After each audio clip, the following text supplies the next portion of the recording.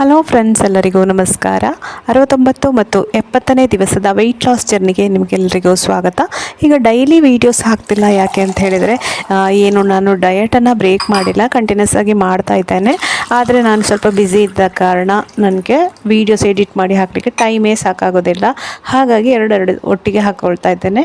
ಏನು ಕಾರಣ ಅನ್ನೋದನ್ನು ಕೂಡ ನಾನು ಈ ವಿಡಿಯೋದಲ್ಲಿ ನಿಮಗೆ ತಿಳಿಸ್ತೇನೆ. 68ನೇ ದಿವಸದ ವೀಡಿಯೋವನ್ನು ಹಾಕ್ಕೊಂಡಿದ್ದೇನೆ. 69ನೇ ದಿವಸ ಮಾರ್ನಿಂಗ್ ನಾನು ಚಿಯಾ ಸೀಡ್ಸನ್ನು ನೆನೆಸ್ಕೊಂಡು ನೀರನ್ನು ಕುಡಿತಾ ಇದ್ದೇನೆ. ಚಿಯಾ ಸೀಡ್ಸ್ ಮಾರ್ನಿಂಗ್ ನೀವು ಕುಡಿದ್ರೆ ತುಂಬಾ ಒಳ್ಳೆಯದು. ಜೊತೆಗೆ ನೀವು ಅದಕ್ಕೆ ಲೆಮನ್ ಕೂಡ ಹಾಕ್ಕೊಂಡು ಕುಡಿಬೋದು. ಚಿಯಾ ಸೀಡ್ಸಲ್ಲಿ ಫೈಬರ್ ಇರ್ತದೆ, ಪ್ರೋಟೀನ್ ಕೂಡ ಇರ್ತದೆ. ಬೆಳಿಗ್ಗೆ ನಾವು ಖಾಲಿ ಹೊಟ್ಟೆಯಲ್ಲಿ ಇದ್ದಾಗ ಸ್ವಲ್ಪ ಒಳ್ಳೆ ರೀತಿಯಲ್ಲಿ ಪ್ರೋಟೀನ್, ಫೈಬರ್ ಎಲ್ಲ ತಗೊಂಡ್ರೆ ತುಂಬಾ ಒಳ್ಳೆಯದು. ಹಾಗೆ ಚಿಯಾ ಸೀಡ್ಸನ್ನು ತಗೊಳ್ಬೋದು, ಅಥವಾ ಕುಕುಂಬರ್ ಜ್ಯೂಸ್, ಆ ರೀತಿ ಲೆಮನ್ ವಾಟರ್ ಎಲ್ಲ ಬೆಳಿಗ್ಗೆ ಕುಡಿಯೋದ್ರಿಂದ ಒಂದು ಒಳ್ಳೆ ಸ್ಟಾರ್ಟಿಂಗ್ ಕೊಟ್ಟಾಗುತ್ತೆ ನಿಮ್ಮ ವೆಯ್ಟ್ ಲಾಸ್ ಜರ್ನಿಗೆ. ಹಾಗೆ ನಾನಿವತ್ತು ಬ್ರೇಕ್ಫಾಸ್ಟಿಗೆ ಹೆಸರು ಕಾಳಿನ ದೋಸೆ ಹಿಟ್ಟು ನಾನು ಮೊನ್ನೆ ಮಾಡಿದ್ದಿತ್ತಲ್ಲ ಫ್ರಿಜ್ಜಲ್ಲಿ, ಅದರಿಂದ ಪಡ್ಡು ಮಾಡ್ಕೊಳ್ತಾ ಇದ್ದೇನೆ. ಒಂದು 5-6 ಪಡ್ಡನ್ನು ತಗೊಂಡಿದ್ದೇನೆ. ಮೊಸರು ಮತ್ತು ಅದಕ್ಕೆ ಮಾಮೂಲಿ ಚಟ್ನಿಯನ್ನು, ಹಸಿಮೆಣಸು, ಹುಳಿ, ಪುಟಾಣಿ ಕಾಳು ಎಲ್ಲ ಹಾಕಿ ಚಟ್ನಿ ಮಾಡಿದ್ದು, ಆ ಚಟ್ನಿಯನ್ನು ತಗೊಂಡಿದ್ದೇನೆ. ಹಾಗೆ ಸಿಂಪಲ್ ಹೈ ಪ್ರೋಟೀನ್ ಬ್ರೇಕ್ಫಾಸ್ಟ್ ತುಂಬ ಚೆನ್ನಾಗಿರ್ತದೆ. ನಾವು ಮಾಮೂಲಿ ಉದ್ದಿನ ದೋಸೆ ಹಿಟ್ಟು ಎಲ್ಲ ಹೇಗೆ ಅದಕ್ಕೆ ತರಕಾರಿ ಹಾಕಿ ಪಡ್ಡು ಮಾಡ್ತೇವೋ ಹಾಗೆ ಹೆಸರು ಕಾಳನ್ನು ನೆನೆಸಿಬಿಟ್ಟು, ಅದಕ್ಕೆ ಹೆಸರು ಕಾಳಿಗೆ ಕೂಡ ನೀವು ಸ್ವಲ್ಪ ಅಕ್ಕಿ ಕೂಡ ಹಾಕ್ಕೊಳ್ಬೋದು. ನೆನೆಸಿ ಅದನ್ನು ಆಮೇಲೆ ಗ್ರೈಂಡ್ ಮಾಡಿಕೊಂಡು ಅದಕ್ಕೆ ಆನಿಯನ್, ಟೊಮೆಟೊ, ಕ್ಯಾಪ್ಸಿಕಮ್ ಮತ್ತು ಕ್ಯಾರೆಟ್ ಎಲ್ಲ ಹಾಕ್ಕೊಳ್ಳೋದು. ಪಡ್ಡು ಹಿಟ್ಟು ರೆಡಿ ಮಾಡಿಕೊಂಡು ಆಮೇಲೆ ಅದನ್ನು ಪಡ್ಡು ಬೇಯಿಸೋದ್ರಲ್ಲಿ ಬೇಯಿಸಿದರೆ ನಮ್ಮ ರುಚಿಯಾದಂತಹ ಪಡ್ಡು. ನಾನು ಪಡ್ಡು ಸ್ವಲ್ಪ ಕಡಿಮೆ ಮಾಡುವಂಥದ್ದು, ಪಡ್ಡು ರೆಡಿ ಆಗುತ್ತೆ. ಯಾಕೆಂತ ಹೇಳಿದರೆ ಅದರಲ್ಲಿ ಸ್ವಲ್ಪ ಎಣ್ಣೆ ಅಂಶ ಜಾಸ್ತಿ ಇರ್ತದೆ. ಪಡ್ಡು ತವಕ್ಕೆ ಸ್ವಲ್ಪ ಪ್ರತಿಯೊಂದು ಇದಕ್ಕೆ ಕೂಡ ಒಂದು ಚೂರು ಆದಷ್ಟು ಕಡಿಮೆ ತುಪ್ಪದಲ್ಲಿ ಫ್ರೈ ಮಾಡ್ಕೊಂಡಿದ್ದೇನೆ. ತುಪ್ಪ ಹಾಕಿ ಬೇಯಿಸ್ಕೊಳ್ಬೇಕಾಗುತ್ತೆ. ಇದಾಗಿತ್ತು ನನ್ನ ಬ್ರೇಕ್ಫಾಸ್ಟ್ ಆದಮೇಲೆ ನೆಕ್ಸ್ಟು ಲಂಚಿಗೆ ಮಾಮೂಲಿ ಏನು ಮನೆಯಲ್ಲಿತ್ತು ಅದನ್ನು ಯೂಸ್ ಮಾಡ್ಕೊಂಡಿದ್ದೇನೆ. ಸ್ಪೆಷಲಾಗಿ ಏನೂ ಮಾಡಿಲ್ಲ. ಏನು ಸಲಾಡ್ ಇತ್ತು, ದಾಲ್ ಇತ್ತು, ಅದನ್ನೇ ಒಂದು ಪ್ರೋಟೀನನ್ನು ಸ್ವಲ್ಪ ಆ್ಯಡ್ ಮಾಡಿಕೊಂಡು ನಮ್ಮ ಒಂದು ಕನ್ಸಿಸ್ಟೆನ್ಸಿ ಮೇಂಟೈನ್ ಆಗಬೇಕಲ್ಲ, ಪ್ರತಿ ದಿವಸ ಡಯಟಲ್ಲಿ ಏನೇನು ಇರಬೇಕು ಅಂದರೆ ಪ್ರೋಟೀನಿಗೆ ನಾನಿಲ್ಲಿ ಪನ್ನೀರನ್ನು ಫ್ರೈ ಮಾಡ್ಕೊಂಡು, ನಾನು ಮನೆಯಲ್ಲೇ ಮಾಡಿದ ಪನ್ನೀರು, ಅದನ್ನು ಸ್ವಲ್ಪ ತವಾದಲ್ಲಿ ಹಾಕಿ ಅದಕ್ಕೆ ಮೆಣಸಿನೊಡಿ, ಉಪ್ಪು ಹಾಕಿ ಆರ್ಗ್ಯಾನ ಹಾಕಿ ಫ್ರೈ ಮಾಡ್ಕೊಳ್ಳೋದು. ಮೊಸರು, ಹಾಗೆ ಟೊಮೆಟೊ, ಕುಕುಂಬರ್, ಈರುಳ್ಳಿ ಹಾಕಿದ ಸಲಾಡ್, ಮತ್ತೊಂದು ದಾಲ್ ಇತ್ತು. ಇದಾಗಿತ್ತು ನನ್ನ ಲಂಚ್. ಇದು 69ನೇ ದಿವಸ. ಮತ್ತು ನೈಟಿದ್ದು ನನಗೆ ವೀಡಿಯೋಸ್ ಮಾಡಲಿಕ್ಕಾಗಲಿಲ್ಲ.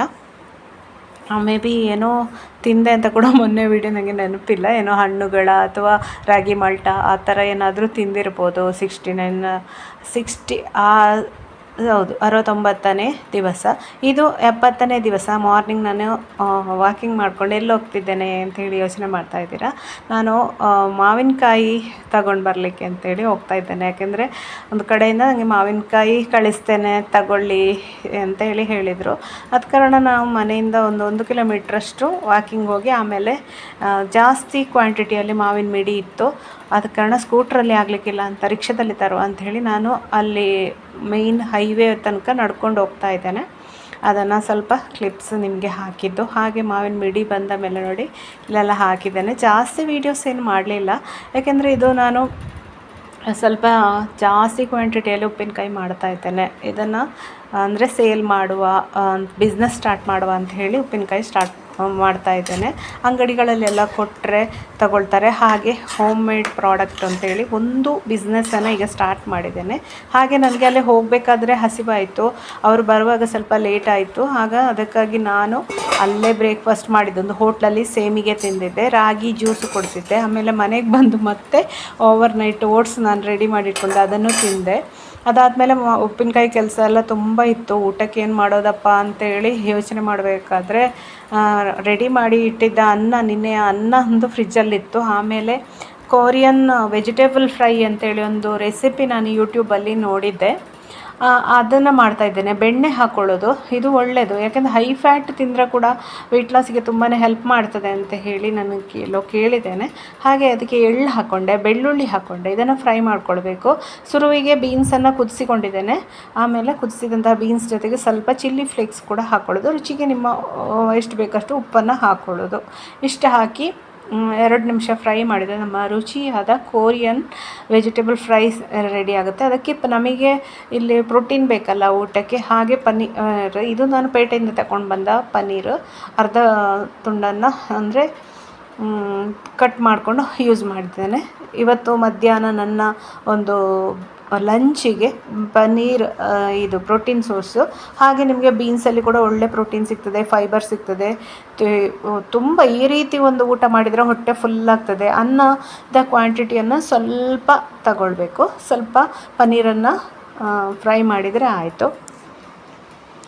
ಇದಾಗಿತ್ತು ನನ್ನ ಲಂಚ್. ಉಪ್ಪಿನಕಾಯಿ ನಾನು ರೆಡಿ ಮಾಡ್ತಾ ಇರೋದು ಸೇಲು ಮಾಡೋದಕ್ಕೋಸ್ಕರ ನಿಮಗೆ ವಿಷಯ ತಿಳಿಸಿದ್ದು. ಜಸ್ಟ್ ಈಗ ನಿನ್ನೆ ತಗೊಂಡು ಬಂದ ಮಾವಿನ ಮಿಡಿಯನ್ನೆಲ್ಲ ಉಪ್ಪಲ್ಲಿ ಹಾಕಿಟ್ಟಿದ್ದೇನೆ.